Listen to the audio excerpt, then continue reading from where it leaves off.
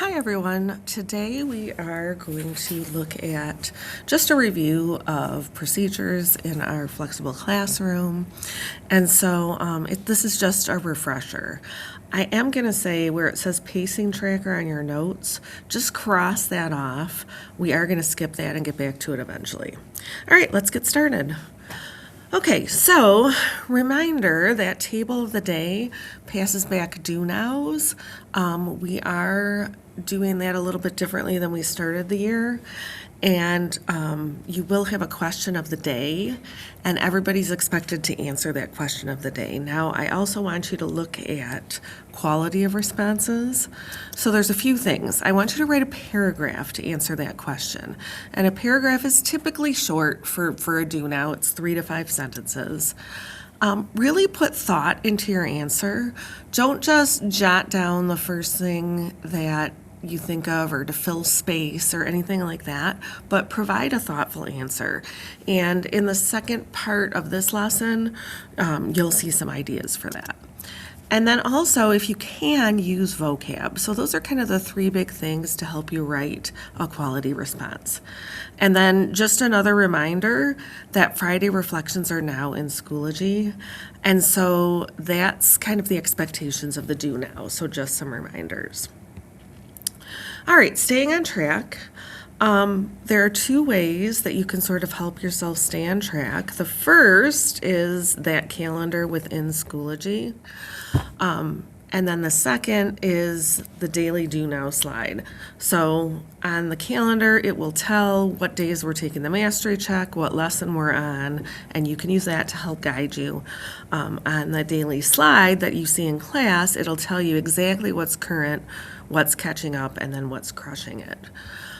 So to help stay on track, you want to plan your time using that do now sheet and prioritizing your important tasks first. Again, use the calendar and daily slide to help you. So on the do now, when it asks if you're catching up or if you are current, that's where you mark things and then make your plan accordingly. And then just try as much as possible to avoid distractions and really focus in on the work so you don't fall behind. And then make sure you also finish the lesson work and understand the lesson ideas before taking any mastery checks. So pick one of these. What do you think is the most important thing for you to do that will help you stay on track? And you might need to pause the video as you're looking at that. All right, next let's look at how to ask questions when getting help. So strategies for when you're stuck. Again, this is a little bit new, but sort of just some reminders. There's 3 things, 3 kind of steps to do when you get stuck. So the first step that I want you to have is to reread things. Reread instructions in Schoology. That's the first go-to. Reread the article or the section that you're stuck on. And then thirdly, rewatch the instructional video, or you can fast forward to get to the part where you're confused. You know, you have the ability to do that. And then go back and review your guided notes. Is there anything you wrote down or that you thought about that can help you understand? So the first thing is you try some strategies. Steps 2 is to ask 3 people before you ask me, the teacher. So you're going to use that class progress tracker to find a classmate to help you.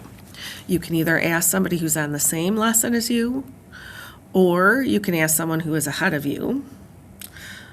That would be the first go-to people. Next would be check with somebody at your table. And then the last step would be find just a friend who might be able to help you. But first, really use that class progress tracker because that person will be at the same point that you were. And then the final step is to come see me, your teacher. If I'm not working with another student, then go ahead and check in with me, ask me for help. If I am working with somebody, put your name on the help please board, which will be up at the front of the room by where the SmartPass sign out is. And then I'll kind of take a look at that. And if I see your name up there, I will get with you to help you. All right, and then final review is just ending class. Every class we have a wrap up. So remember, you've got to clean up your area and put away your materials. Now that includes any of the headphones. You want to wrap up those cords so they don't get broken or stepped on. Put those away.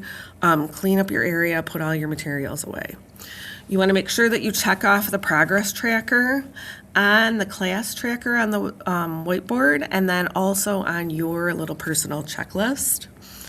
And then be in your seat and ready for the final wrap-up. Each day we're going to do an exit ticket or a discussion question or some sort of review activity like we've played Wayground before, or maybe there's going to be some fun surprise that we're going to do. But there is something, so the expectation is that you get to your seat and be ready for that end wrap-up. All right, your turn. I want you to think about what you learned in this video. Write a quality paragraph to share your top 3 tips for staying successful in our flexible classroom. And go ahead and write it in your packet, and then you can check that in with me, Mrs. Sims, when you are finished. And that is the end of our presentation today.